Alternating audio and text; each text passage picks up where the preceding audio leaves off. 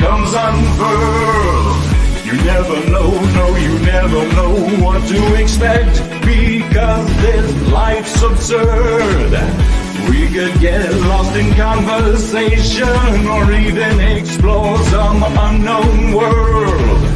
Tucked away in my little corner of this great big crazy life, we can try and escape the trouble, hardship, bullshit, and the strife. You can find just what you need. Good times, good company. We'll make you laugh and sing as we journey through your favorite things. Sitting in my little corner of this crazy times we're in. Join me in my little corner and the fun can begin. Entertainment that didn't totally suck. Hello and welcome to the first Cory's Corner of the new year. I noticed a lot of people dropped off the viewer count while we were playing that song. That's because that was the celebration song for me reaching 600. So thank you everyone who subscribed. Thank you to everyone who's watching. You're all amazing. Without you, we wouldn't be here. Joining us today for entertainment that didn't totally suck is, of course, our wonderful friend Nickweiser, who actually knows things about entertainment, unlike me, where I'm just like, it's time for subjective opinions. All right. But before we get going and before I let him talk any, hail Vince Womack. It's wonderful to see you. One of our great listeners. Yes, he's one of the most regular viewers on my channel, and he is amazing for it. Ryan Roger Athay, it's good to see you, sir. I had a wonderful time on his show. Was that Saturday? Man. It was fantastic. Nice. We did a good interview. And there's going to be a round 3 popping up. Ooh. I think it's number 4, actually, for him on the 10th. Yes. Mm-hmm. And hail Sean Eastep, the wonderful and always loyal Sean Eastep. Thank you for joining us, sir. Casey Charlie Chats, hail, hail. Happy to see you. Happy New Year. I hope you had a wonderful New Year's.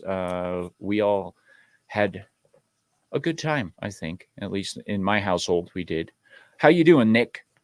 I'm doing good, man. I'm happy to be here. Way to start off the new year. No, with a familiar face to the right of me. Or it's nice. No, Dick's Division coming in 2023. Now it's weird to say. Still gotta get used to that. But yeah, happy to be here. I had a great New Year's Eve. Me and my family had a great time hanging with longtime friends and their children. We had a great time, and yeah, I'm ready to make sure this year that, you know, with all the production stuff now that we're doing at our little Dick's Corner, like I have think that we're gonna have a lot of fun this year between what we got going on your channel and what's going on with this whole group with TNT and yelling. Like, guys, you 2022 made a lot of big changes for us, but 2023, everything that you saw that changed for us, you're gonna see on a much greater, dare I say, huge scale. Huge. Yes, sir. It's going to be fantastic. We will continue to ramp things up with the Dick's Division and push for greater and greater content over for Comics Division and our home channels for each individual creator. Hail Angelus Draven. It's good to see that you're surviving the sunlight there, sir. So, did you do anything super fun for New Year's? Well, we went by a longtime friends, and we, like I said, we just stayed up all night chatting, and my kids hung out with their kids, and they stayed up at past midnight. They made it past midnight. They made it until like 1 a.m. with my older daughter. She made it to like 3 a.m. watching Pokemon. Hell yeah. Yeah. So then, but yeah, me and my girlfriend and our friends, we were hanging out with them until like 5 or 5:30 a.m.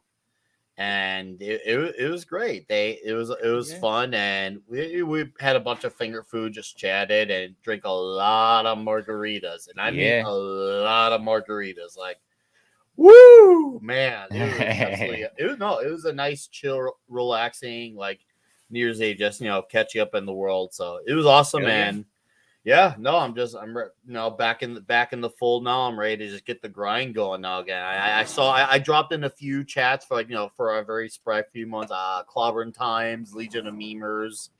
Yeah, it's good to see everyone else out there celebrating as well. So yeah, it's so crazy that we're already 2023. And it's almost 2 years to date that I first aligned with you and comics and culture. It was just became us four because you, culture, and comics were like the three. Then I joined the fold. Yeah, January of 2021. It's so crazy to think that, man. Well, to break your brain a little bit, you were part of my start group, man. You, me, like culture. We all started pretty much at the same time with Comics Division's channel. Obviously, Comics is established, but if it weren't for him, I don't think that I would still be sitting here, because Comics Division takes chances on people. Sometimes it doesn't pan out. Sometimes it's great. I mean, just look at Brahmable. I mean, nobody would have ever guessed the random bald guy from the internet would be a good fit for the group, but he was. He was. I mean, the bourbon helps a lot, though. Oh, yeah. Bourbon helps a lot because, I mean, I got to tell you, with how good we must look to him, it's a definite ego boost. It's those robes. It's his. What's that word we like to say about him? Elegant. We like to say he's very elegant. Yes, very elegant. Yes, indeed. Let's see if I missed anyone in the chat real quick. Not yet. All right. So, ladies and gentlemen, 2022 was a veritable shitstorm of entertainment. I would roughly estimate 95% of everything that came out last year was absolute trash. I can't speak to much Disney stuff because guess what? Those assholes aren't getting my money. And I can't speak to much DC stuff because those guys aren't getting my money either. So the list that I have today is far from exhaustive because my stoner mind forgets more things than I ever learned. But it is a wonderful list of things that I think are worth at least one watch. I hope Nickweiser has a decent list for you, and I hope his is actually better than mine because he'll tell you what you should watch and what's actually probably worth going back to. I will go ahead and start this out with a simple movie that everyone talked about when it released. It's Samaritan. I still haven't gotten around to that. I was meaning to get around to it.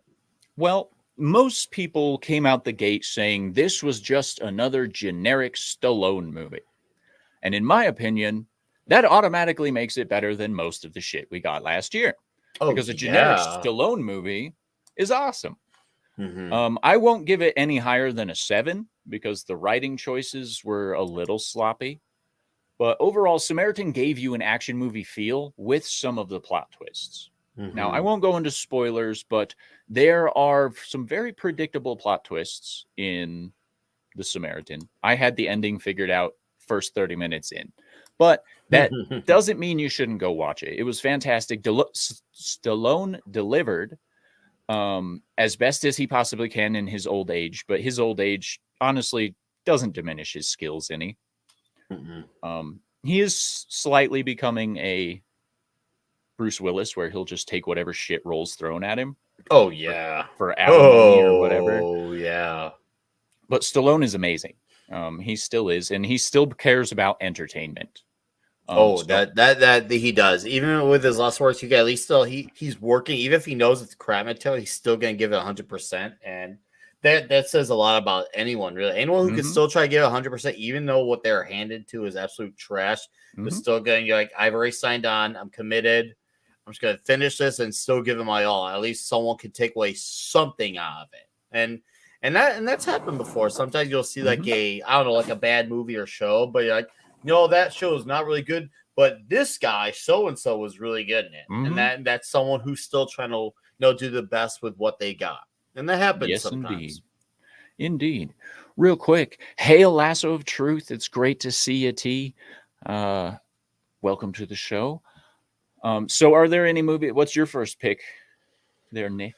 Probably Top Gun Maverick. Obviously, it's a very safe choice. I know that, but it's just like, here's the thing. I saw it before the hype train got on because I saw it like a week before it hit theaters. I was able to get one of those like access like exclusive screenings where they gave you like the popcorn bucket, the poster, and the pin-up button they could put on like a jean jacket. So I'm like, oh, this is a bunch of cool stuff. Like, I can't wait to see this. And like, I saw it with a bunch of like, I saw it with this big crowd of people, and it was all. I'm gonna assume there a lot of them were like military because I saw a whole lot of military button-ups and jackets and veteran-looking dudes, a lot of biker-looking dudes. So I'm like, oh, this is gonna be a good crowd.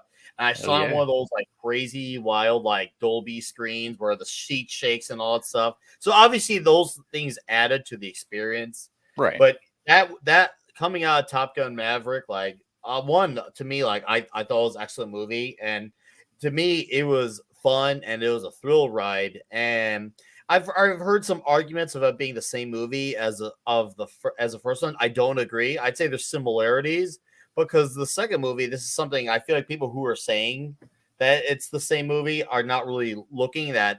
It's really about Maverick coming to grips with the fact that he's old and that he needs some, he's no longer the young guy in the house. He needs to pass it on to a new generation. Yes, obviously there's elements that carry over from the previous movie, but it's really not the same exact movie. Now, obviously there's callbacks and similarities. Yes, and that's fine. There's enough similarities there where it's Top Gun and it's Tom Cruise. Right. But there's enough differentiation where it stands on its own 2 feet. And it also, too, granted, everyone should watch the first movie, but if you somehow just are in a position where you can't watch both, you can literally watch the second movie and not have to worry about seeing the first one because it fills in all the context for any scenes that you don't understand. To me, that is very important when a sequel can do that because it's like they're saying, we know this is a long wait between both movies because to be fair, there was no long wait. It wasn't like people were like, oh, hey, we need a Top Gun sequel. There was no talk of it for years because it stood still well on its own 2 feet. It wasn't like a movie that was set up for a sequel. It was a movie that had a beginning, a middle, and an end. It didn't say, hey, like, we're going to leave this thread open for a sequel. It felt like a very final ending. And I feel like that kind of makes it more impressive we could pull off a sequel because it wasn't something that was set up for it. But we didn't ask for it, but we got it anyway, and it somehow still worked out. And even the supporting cast is great too. I really enjoyed Miles Teller was it Rooster? Was his name Rooster? I haven't watched that one yet. His son. I've heard nothing but son. Okay. He's a I've son, heard nothing but good things about this movie. Great. Now, Miles Teller is great, and he's definitely seems like one of those actors who had a bit of a rough start. Not that I can't fault him to being in Fan Four Stick and whatnot, but it seems like this really re-solidified him on the map as an actor that give him something good, he can actually shine. So Hell yeah. Like I said, the callbacks are the right amount, but there's enough differentiation that you can watch on its own too. Okay, Casey Charlie confirmed that was right. Rooster. Yeah, I would highly recommend watching Top Gun Maverick. And dude, it's so America. Hell yeah. Oh, it's so America. Real quick, hail Janet from another planet. She's listening as she drives home from Texas. Thank you for joining us. I hope you have a good listen. Maverick also shares something in common with Samaritan in the fact that it's led by someone who cares about the fans and cares about the entertainment. That's Tom Cruise. No one can deny how much this man cares about the art. Okay. He will literally tear people apart for fucking things up on the movie set in ways that are just like back with the COVID things. He tore people apart for almost getting their production shut down. And we all know how he reacted with that. He was like, don't ever do this again or I'll fire your ass. And again, I have heard nothing but good things about Top Gun Maverick. Yes, I've heard that it's a rehash of the first movie, but from everything that I've heard difference-wise and like feel of the movie, I can believe that it's not the same movie, and that is fantastic. What would you give it out of 10? I would give it probably 8.5. 8.5. Nice. It was a really strong movie. And I'm not saying just because it's there because there's so much bad. It's just it really is a good movie. Like me and my girlfriend went to go see it. So I had my second viewing and I still enjoyed it the second time. I've still been meaning to get a hold of a Blu-ray copy of it. because I want to watch it at home. And I love a lot of Tom Cruise's movies. I can watch them several times. Like I've Absolutely. watched Mission Impossible Fallout several times. The one where Henry Cavill's the villain. Yep. And Cavill's a great villain in that He movie. does so good. So good. So, and I can't wait. And also, too, it sets them up because this June, I think it's June, we're going to get Mission Impossible Dead Reckoning Part 1. And I can imagine we're going to be covering that a bit on TNT come June. Yes, and I can guarantee you I will actually see that movie simply for the fact that my wife is a die-hard Mission Impossible fan. Every time a Mission Impossible movie comes out, I'm like, oh, really? And then I watch it, and I'm like, that was actually good. He surprises me every time. Yeah. Hail Snortopoopus Cuber. Snortopoopus. Hello, humans. Hello. And other critters. So my next choice is probably not one many people have watched. It's The Contractor. This is a Paramount produced, Amazon hosted movie right now, I think. Maybe it was just on Paramount Plus, but The Contractor is Chris Pine. He plays a military individual who gets kicked out of the military and joins a private contractor group. Not to spoil a bunch of things, but shit goes sour, and then he has to use his military training to fight his way back into his life. And it is a fantastic movie. The only downside to it is there weren't any true memorable moments. This one does get a 6 out of 10 from me, simply because you'll have to watch it 2 or 3 times just to remember all the details in the movie. And I'm not saying that just because I'm a stoner. I'm saying that because Chris Pine has a 50-50 delivery rate on his movies. Half the time they're good, half the time they're shit. There's no in between. This is the first movie that I saw where I was like, he did a great job acting it, but I don't remember like a ton of the plot. Like the main plot points you'll remember. Outside of that, it's not super memorable. So it's a 6 out of 10 for me. It didn't totally suck, as the name of this live stream would suggest. Definitely worth one watch at least. Chris Pine delivers outside of the normal bullshit that you see him in with this movie. Definitely go check it out. Not good with supporting actor names. Just throwing that out there. But overall, it was good. The direction actually surprised me to the point that like it wasn't cheap. Like there's a very common theme in today's entertainment world where you're going to cheapen something just by making it. And I feel like The Contractor actually hit decent notes on that. Wow. Definitely go check that out. The Contractor featuring Chris Pine, and I can't remember he's in a lot of things. Let me just bring him up real quick. Contractor. Ben Foster does a fantastic job in delivering for supporting role in this. Again, some twists that you kind of see coming, but not really, and it's a decent watch. So, yeah. I like the sound of it. Sounds decent. Yeah. I've heard about a few decent ones. I haven't watched. Like I heard Better Call Saul was good. I know it's a newer one, but I know it's an ongoing still. And I heard that Tulsa King was good too, which obviously has Sylvester Stallone. I did watch the first 2 episodes of that. That was entertaining. It was. I need to watch more, but I did enjoy Tulsa King, even though it's a show. But I just want to break it that quickly. As far as another movie, I can't say that I loved it, but I did enjoy it. Especially, it really nailed the brutality aspect of it. I did enjoy The Northman. That was the next movie on my list as well. Well, good. Well, then we can go on a full-on conversation. I really enjoyed the brutality of it. It felt very savage, felt very barbaric, and it felt like it was appropriate for the tones and tonalities of its time period. Yes. It didn't feel like it needed to try to be modernized or any of that stuff. So I do give it credit for that. Now, I do have, I think what kind of hurt it for me was the twist. I'll just say that, the twist. I'm a little mixed on the twist. I was not so sure. Yeah. That I'm still not sure how I feel about that now, even months later.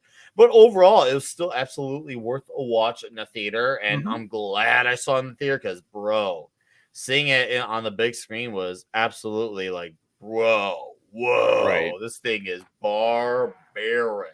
Hell yeah. Like the brutality of it was because those of you watching, I know this will come as a huge shock, but I love violence as entertainment. I won't lie. This movie was great on that aspect. I was slightly taken back by the fact that they just did another retelling of Hamlet, but they did it correctly. They didn't over dramatize all the bullshit. Like, and the pace of the movie actually kept you engaged throughout, even during the slow portions where you're like, this could have been cut possibly. But with the Northman, again, the lead delivered a fantastic performance. He provided the proper emotional ranges for it. He made you believe it that he was a berserker, and they got the berserker shit so good. So good. The representation of the berserker in the Northman was incredible, because it's like when they're getting all hyped up and ready to go during the battle scene that you see him in post opening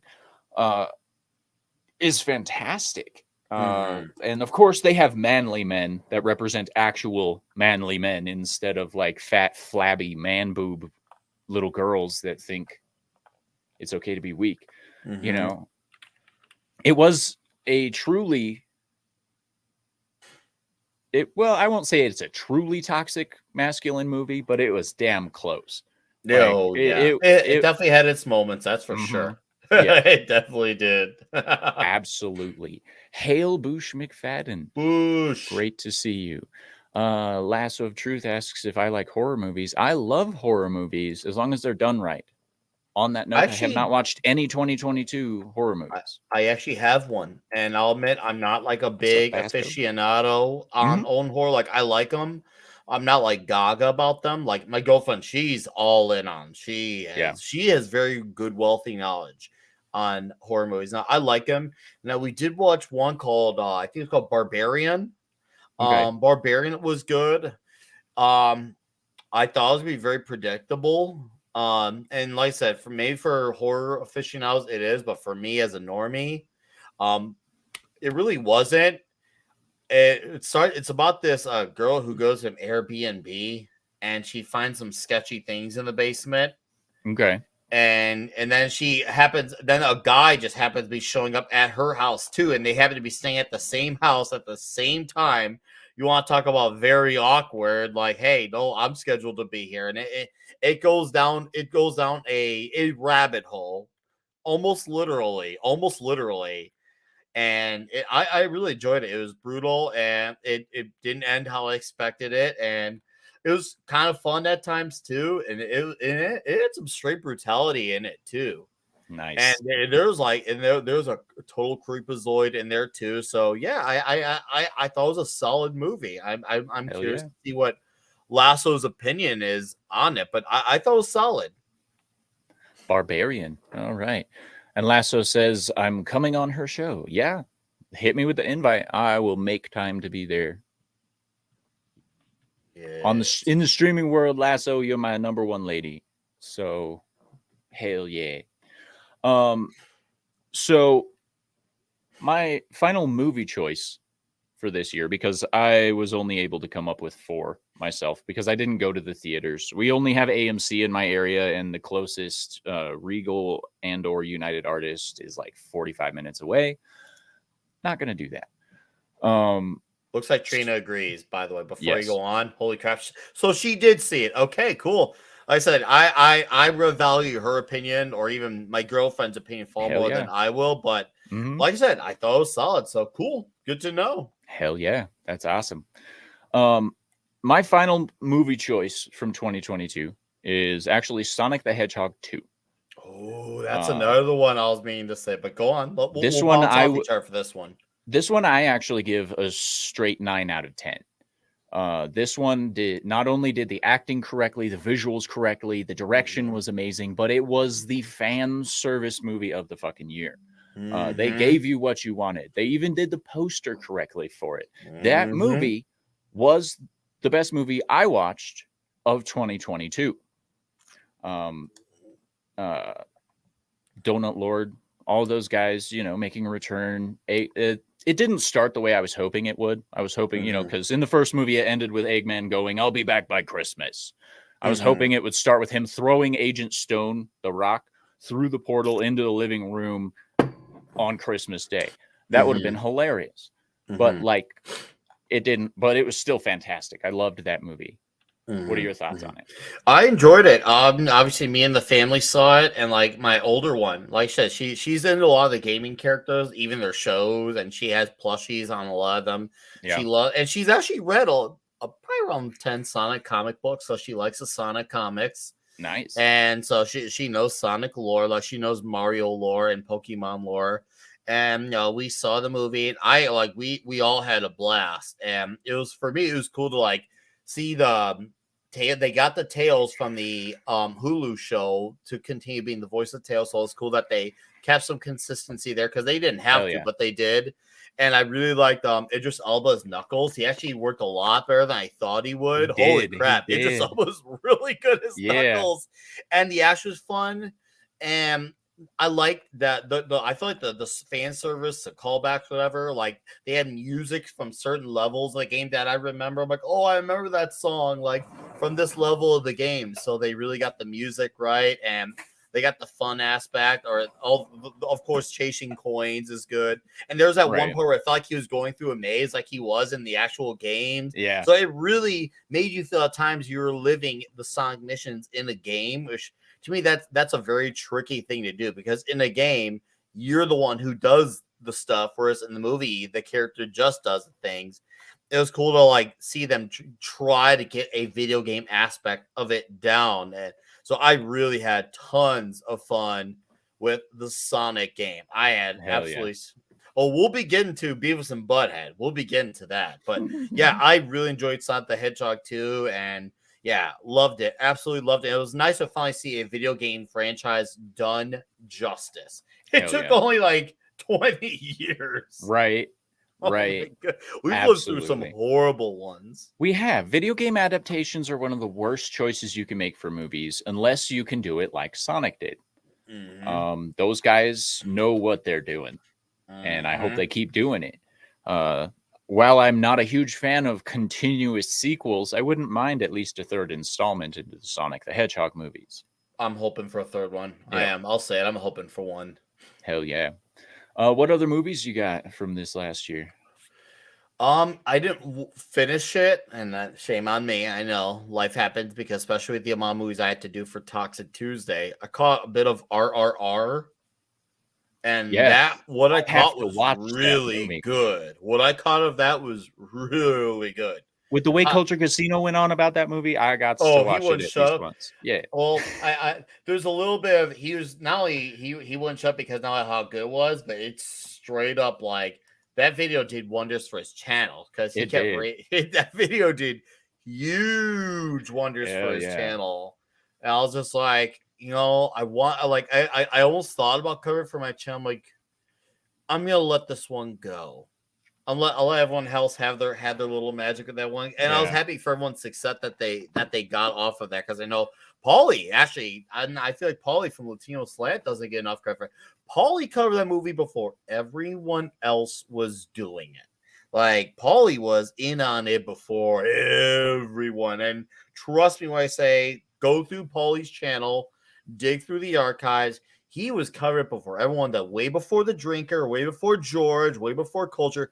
Paulie did it first. And I feel like Paulie should get some credit for that. I'm going to just go out and say that Paulie is one of the best YouTubers that you could subscribe to, period. So go see him. Go subscribe to the Latino Slant. Like, he is There's amazing. There's a reason he's killing it. Yep. Yeah, he's good at what he does, and he's very consistent at what he does. He's straight up the best of both worlds. Paulie is great, and he's the only person that doesn't have to do better. Nah, it's kind of true. Kind of true. So, Any So, new series that you watched this year at all that you thought was good? I wouldn't say anything was particularly new. One is kind of new, like if you call a second season new, and one was a continuing. The other was a revival. So I do Okay. have some. I'll start off with the continuing. I didn't expect to catch myself watching Stranger Things. Here's Okay. the thing. Now, I know there's a lot of opinions on season 2 and 3. I'm not as against those as many others were. I thought they were okay. Obviously, season 1 was like lightning in a bottle. And I do agree with that consensus, but I thought 2 and 3 were fine. But I thought I didn't need to watch season 4 because I actually thought the finale of season 3 was good, and I thought it was actually a really good finale. But then I feel like that the very last second of the finale kind of took away from it. So I was just like, "Oh, you wasted all that time only to tell me that what wasn't." Because I'm assuming you haven't Right. watched it.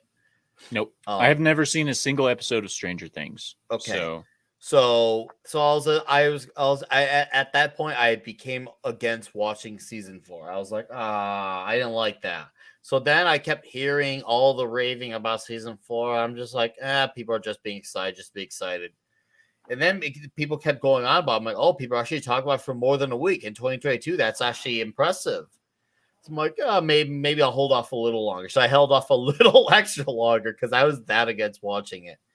Then I decided to go into it. I was like, wow, this actually worked. And not only did it actually work against the complaints I had, but one of my big complaints, and this is once again, as someone who is a fan of the other seasons, one of my biggest complaints from all 3 seasons was I felt there was too much going on, too much filler. okay. And somehow, even though the episodes from season 1 through 3 were average 40 minutes, in season 4, they all became an hour to an hour and a half. Oh, So I wow. was just like, and that was one of my reasons why I resist against season 4. I'm like, hold up. One of my complaints was that the episodes were already too long and they made them longer. Why the hell would I be interested? And somehow it made the show that much better. After watching the first episode and have it be longer, I'm like, holy crap. Maybe it wasn't that it was too long. It was that they needed a lot more, and it worked. They had a Okay. lot more time, and it worked in their favor. It didn't feel rushed, and they had longer episodes, and it worked. I was a fan. There was even a great cameo from a legendary horror icon in there, very legendary horror icon. Yeah. And it was a lot more because the first 3 seasons were kind of like almost like gateway horror, like Are You Afraid of the Dark type of horror for. Okay. And then the season 4 brings it to another level. It's almost like they knew their audience was growing with them and they ramped up the horror aspect and it worked. And they had some great new characters. And one of the characters I didn't like from season 3, I couldn't stand her. His name was Maxine. She was actually a lot cooler in season 4 and she thought she mattered a lot more. Also, the villain that they had for season 4 was a lot cooler too. Like, Hell yeah, that's I good. really enjoyed Stranger Things season 4. I thought it was a really strong season. I feel like it was at the very least up to par with season 1. Very up to par. I couldn't believe I was saying that. I couldn't believe it. But yeah, I'm looking forward to seeing how they finish off for the final season. Hell yeah, that's awesome. I may just check that out. Stranger Things. All right. My first choice. It's not the best series that came out during the year, but it was a good one, and it's been talked to death. But I'm going to talk on it one more time. It's The Terminal List. I thought that the Terminal List was actually a very well done season, however you want to put it. I don't know what their plans are with it in the future, but Chris Pratt, in my opinion, is slightly overrated, but he delivered on this show. It kept you guessing. It kept you wondering, like, am I right about this show? No, I'm not. Yes, I am. No. But the intrigue kept you going. The acting was spot on, and the writing in it wasn't forced. There's a lot of forced writing where they try to do punchy, like one-liners or stupid bullshit in these shows and stuff like that. And I felt like Terminal List avoided a lot of that, and it gave you a good feeling action mystery movie. Hail the lovely Sherry. It's good to see you here. Terry and Christian. Christian Delorme. Happy New Year, sir. Christian. Did you watch the Terminal List? I know everybody talked I it to death last have year, been meaning to, and Okay. this has driven me crazy that I have not, because I've wanted to watch it so bad, because it has all the makings of what I would like in a good Shaw movie. It's got a military guy, a dude who wants, shoot gun, kick ass, why not? A simple premise. I mean, that's kind of like why Toxic Tuesday started. And we will be getting into what made Toxic Tuesday start in a few months when we're gonna wrap it up on the action later in the year. So we're going back to our roots, guys. We're going back to our roots, as they say. So Hail Nate D. Hell yeah, dude. But bring it back to Eternal List. I want to watch it, and I'm gonna hopefully, keywords hopefully, start. Hopefully, I would like to start this week and hopefully finish before next year. Hell yeah. Hell yeah. It's definitely worth at least one watch. I will give that one a solid 8 out of 10 for overall production value and entertainment value. Rewatchability is also very high on that one for me. If they do a season 2, I will binge watch the first one to watch season 2 again. Any other choices for TV series or anything? So I mentioned ongoing. Now, as far as a slightly new show, I'm a big Gendy Tartakovsky fan. Obviously, he's a lot known for a lot of great cartoons, like the stuff he did in Cartoon Network in the 90s with Dexter's Laboratory. Then he went on to do the Samurai Jack show, which was phenomenal. Great. Love Samurai Great show. Jack. Now, he took it to another level with what's it called? Oh, Primal. So season 2 came out, and it was just as barbaric as season 1. There was a lot of Conan influence there, a lot of minimal dialogue, a lot of heartfelt, very emotional show. Even though it's got minimal dialogue, you will feel the adrenaline rush of the show. It is. I have to ask one question real quick. Is there any nudity in Primal? I mean actual nudity. Kind of in one episode. I think kind of. And I know it's hard to explain, but kind of. Very minimal in like one episode. It's there for like a split second. Because the show's rated MA. It is. And it is just for the violence alone. Dude, it is. Oh, it is. Trust me when I say season 1 and 2 are both good. Now season 2's ending, it's not a bad ending. I'm still on the fence of it. It wasn't bad. It's not a bad ending in any way, but it definitely makes it feel like, well, if this is the ending, for me, it makes it feel like the show should not continue. But I can see why they would try to set up if they wanted to. I feel like that to me was the definitive ending, but who knows? We'll see. But I enjoyed season 2 overall. Like I said, like the buildup was great, the middle of it was great, and overall it was still great. Like I highly recommend it. Watching the animation style too, like you could see all the crazy colors. When it needed to be daytime, it was all beautiful and exotic, and when it needed to get dark, did the color palette change with the darkness? And like I said, dude, it's a very heartfelt show. Like it's and the fact that they do it with minimal dialogue, it's all expressions and eyes and such. That takes a lot of talent to do. And Gendy did it. And the fact that he did it this late into his career where he can make the show this good, because it's not like he's a newcomer at this. He comes in hot with a new show. This guy's been at for 30-something years, and he's still killing it with his shows. He's got to really love doing what he does to still be killing it this much. So I highly recommend Primal season 2. I would still give it like another 8.5, somewhere around there out of 10 for Primal season 2. That's good. 8.5 is great compared to normal scores that we see these days. Because let's be honest, most of the things that come out these days is a 5 out of 10. Take it or leave. Generic garbage. Primal. All right. I will definitely check out that show as well. If it's pretty much all for violence, I might let my son watch with me. We are knees deep in some animes right now. Mm-hmm. He's like, we should binge watch One Piece. I'm like, that's 1,000 episodes. We can't binge watch that. Mm-hmm. That's a year and a half of content. What are you talking about? But anyway, so my next choice for series, which of course everyone has talked to death as well, is Reacher. It was the greatest book to television series adaptation that I saw. Was it completely accurate? No. Do we expect it to be completely accurate? No. But Alan Ritchson is Jack Reacher as far as I'm concerned. He has the right look. He has the right attitude that he can put out there. He doesn't have to do a lot of push-ups. He's just he has that intensity that you would expect from Jack Reacher. Season 2, of course, is supposed to take place like sometime soon. I'm hoping it's going to get released this year. They're doing a book per season, and so far it is fantastic. The violence is off the charts. The writing was engaging and really good. They took some liberties with the female character, but what do you expect from an Amazon production, especially with Sony involved? But it was actually good. I loved that. Bush says he didn't like the final episode of Reacher season 1. It was kind of campy.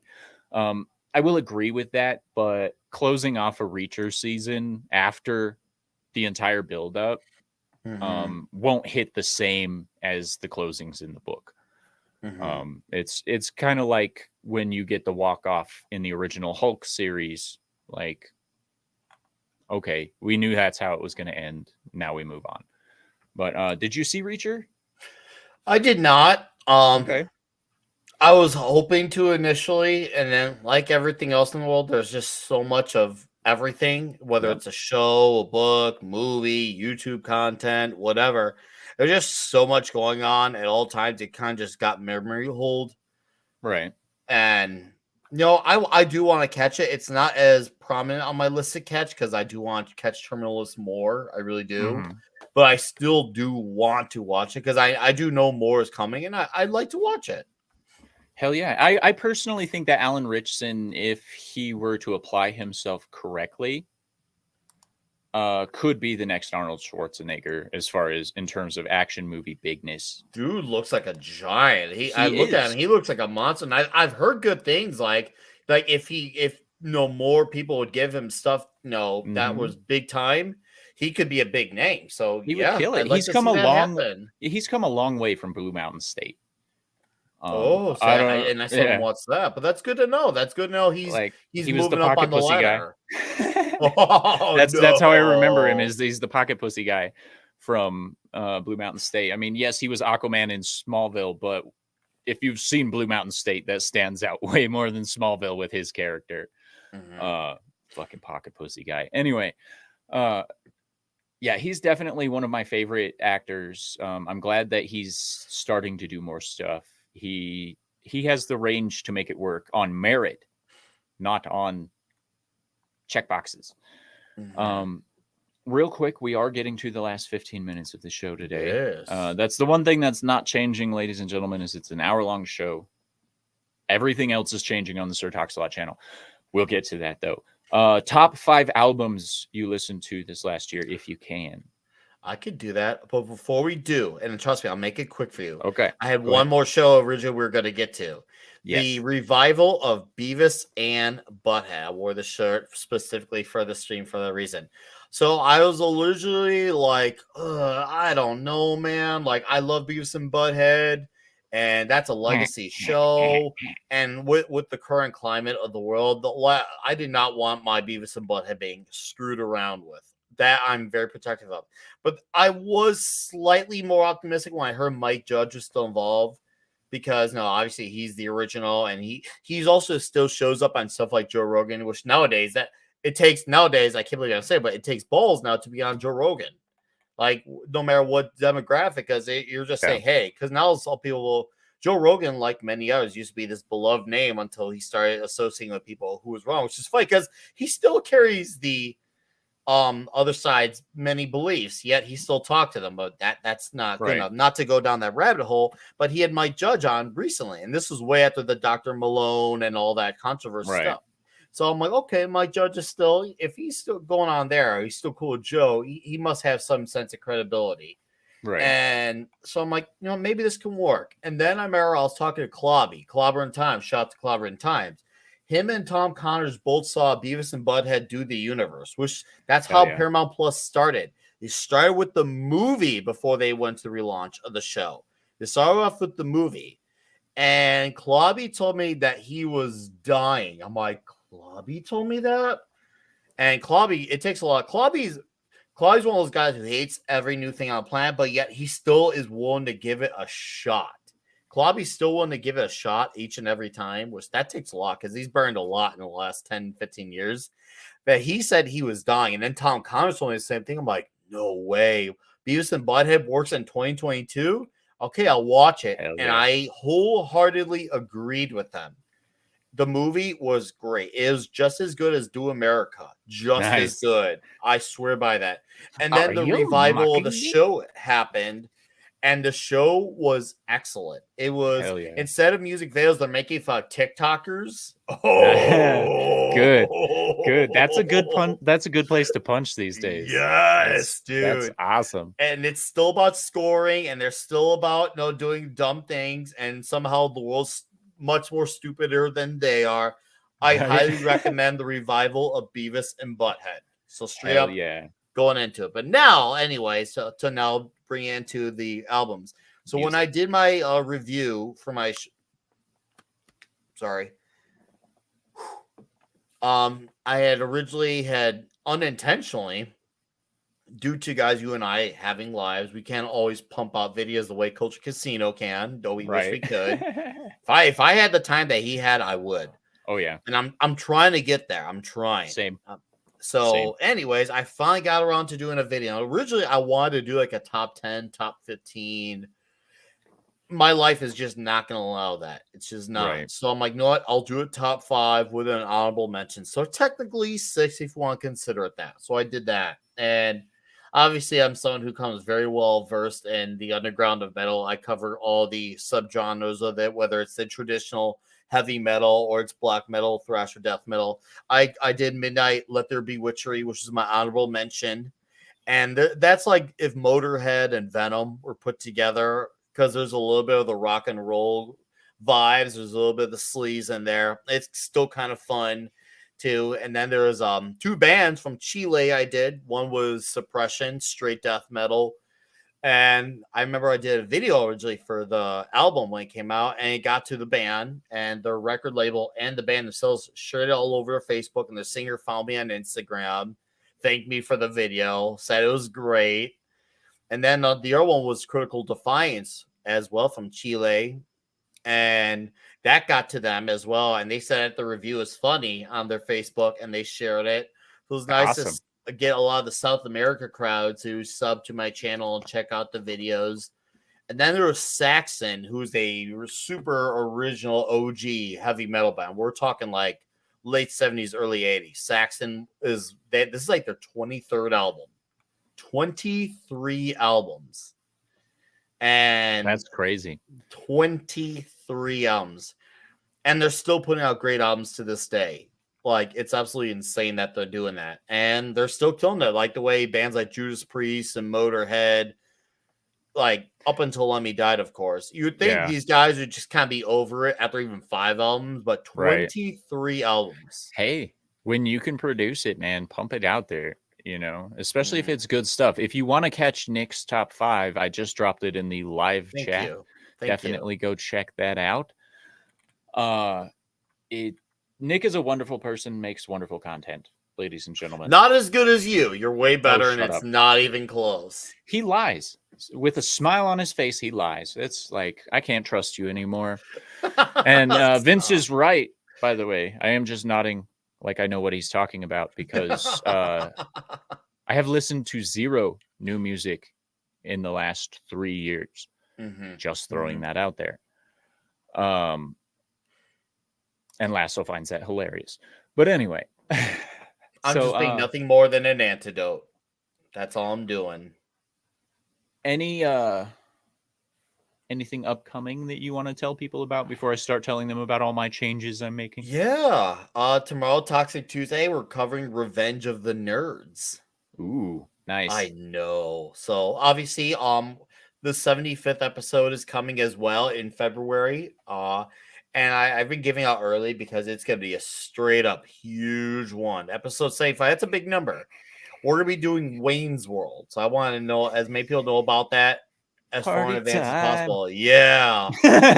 we're going to go huge for yeah. that. So, and of course, I'm going to have another video out for sure this week and another one out next week. So I'm going to finally have times for videos again. And I appreciate everyone who's watching videos because I've heard horror stories from people who don't do a video for a week, 2 weeks. Mhm. But my top 5 video did really well. It's got like 250 views. I did not expect that. I was like, oh, this video is going to be dead on arrival because I was away from it for almost 2 months on traditional videos. But people responded to it and I was shocked. I was like, wow, okay. I'm lucky. I'm really lucky. And of course, I have the comic shop talk. For the next 6 weeks, we'll be covering issue by issue, week by week, the Infinity Gauntlet story. Okay. The original Infinity Gauntlet story. We're going to do each individual issue each week. So we're going to be doing that. And of course, you can find me with Sir TalksALot. We're on Yelling at Parked Cars. You can find me on Midnight's Edge After Dark as well. Glad to be a part of both of those crews. So yeah, that's just what I got going on my chum. Thank you for inviting me on. Good way to start out 2023 in the afternoon. And to the chat, thank you for being here. Now back to you, Cory. Why, thank you, Nick. So just to start off, if you'd like to support the channel, we do have a Ko-Fi. I do have a Ko-Fi. If you want to donate to that, go ahead. However, if you want something to show for it, I have merchandise. Ooh. I will go ahead and drop the link for that in the chat. And I will show you my latest designs that I came up with. Keep in mind, this is part of the moving away from the Sir TalksALot brand. We are moving towards a more simple thing called Cory's Corner, but that won't happen until next year. So this is the new design. It's called Total Control Variant 1. It is available from now until January 15th. Ooh. Do not buy it today. If you want to buy it, wait until the 4th through the 8th because Spreadshop is offering 23% off all purchases from the 4th to the 8th. I will try to keep up on the deals that they offer through Spreadshop, but I do have men's and women's t-shirts. I have 2 different types of hats. I've got the snapback brim and the flex fit, coffee mugs, hoodies, and of course buttons. But my favorite, there's a backpack too, is the little teddy bear. This is my favorite one of all of them. It is cheaper than the t-shirts, so if you want something simple you can set on a shelf, there it is. It's amazing. I love these designs. Again, it will be going away on the 15th, and a new design will be introduced, so get yours while you can. That is TalksALot Trinkets at myspreadshop.com. I like that plushie. The other design that I have is the Banana for Scale shirts. This, of course, is a running internet joke that a lot of people don't understand, but hey, it's a banana for scale and it's right above your crotch. So why not? Men, women, just buy it. You know you like it. Anyway, and of course, this does ship internationally. Shipping times vary based on where you are, etc., etc. The second change that I'm coming up with is tonight, after yelling at parked cars and after everyone goes to bed in my house, I'm starting to stream on Twitch. Ooh, you're gonna be a Twitcher now. Yes, sir. And of course, that means that I will be playing Cyberpunk. I will be doing the glitchiest of glitchy playthroughs that you could possibly ever imagine because I play on the Xbox One. They didn't fix it, so get ready for that. That will be tonight. I don't have a set time yet because I got to wait for people to go to bed, but it'll probably be after midnight Central Time. So just keep an eye out for that. I'm going to start doing that. It's going to be fantastic. And the reason I announced it this morning is because it will force me to do it and not give in to my old habits of laziness. Because, ladies and gentlemen, making New Year's resolutions doesn't fucking matter if you don't break the old habits of being lazy. Agreed. Just saying. I pushed the wrong button. Go away. All right. The next change Nickweiser is aware of, but nobody else in the entire world is. This is the last solo guest Cory's Corner on Monday. From now on, I will create a streaming group on Twitter. If you want to be a part of that, make sure you message me at The Good Voice Guy. But I will simply drop the StreamYard link into that chat, and whoever joins, and we will talk about whatever ridiculous bullshit I find during the week, because nobody else will cover these news stories. Like I found one just before Christmas of a Florida man deciding he was going to have sex with, I think it was a goat or a dog, and it broke a nativity scene. Those are the kinds of things that we will talk about. That's the reaction I'm looking for, Nick. Good job. So we will have large panel discussions on ridiculous bullshit that I find. The second change that's coming starts this Saturday with the solo Cory's Corner spotlights. This Saturday, I will have Peruvian artist Elliot Rodriguez on. He is on Twitter known as Nigma85. No E on that. He is a fantastic artist. I've been watching his work for many years now, several years, I should say, 3, since I've been in the streaming community. And he's one of my favorite artists. He's offered me free commissions, and I've been like, no, getting to see what you do is amazing enough for me. But he will be here at 12 o'clock Mountain Time, 1 o'clock Central Time, 2 o'clock Eastern, whatever. It will be a great time. Make sure you join us Saturday. Mind blown. Second live stream is coming to Sir TalksALot channel. It's insane. And I am working on putting some pre-recorded content and working it into my live streams like this one, but better. Make sure you catch all this stuff. Tonight, we are on the Dick's Division stream yelling at parked cars. It's going to be a great time because it is a 2022 in review, and it's a Dick's Division stream, so you know it's not going to be a normal stream. It's going to be ridiculous, and we look forward to having you on in the chat. I mean, not on the stream. That's not up to me, ladies and gentlemen. I can't make decisions like that. I am not the producer. Even though the producer doesn't even produce very much. He just sits there and goes, my computer's broken. That's a joke. Small punch at Toxic Man Flu, because he's the greatest producer on YouTube. I don't give a fuck what anybody says. For a man with no arms and just a floating head. He's great. But do make sure you're subscribed to Nickweiser. I don't think I have to tell you that. He's way bigger than I am. But as we continue to grow towards infinity, we got to get you to 1K this year. That's what we got to do. It's actually a doable thing. It's doable. You're going to get to 1K this year. This is time. Yes, sir. That's the goal. The overarching goal for Sir TalksALot channel this year is to reach 1,000. Yes, I realize I'm working towards a rebrand, but if we can get to 1,000 because people like what we do, then it won't matter what our name is, as long as it's not something weird like Latinx or a made-up term. But it has been a fantastic show, ladies and gentlemen. I would love to thank our guest, Nickweiser, for making time to come here today. And thank you all for watching. Stay tuned. Big shit's happening. The music's being produced. Everything's going live very soon. It'll be fantastic. And it's going to be huge. And from Bush McFadden, before we go, it is Revenge of the Nerds tomorrow. Yes. Revenge of the Nerds. Be ready. It's going to be loud. It's going to be abrasious. Have a good one, guys. See you later tonight at 8 p.m. Central. Yes, sir, ladies and gentlemen. And as always, stay sexy. Don't get murdered. And have a great day.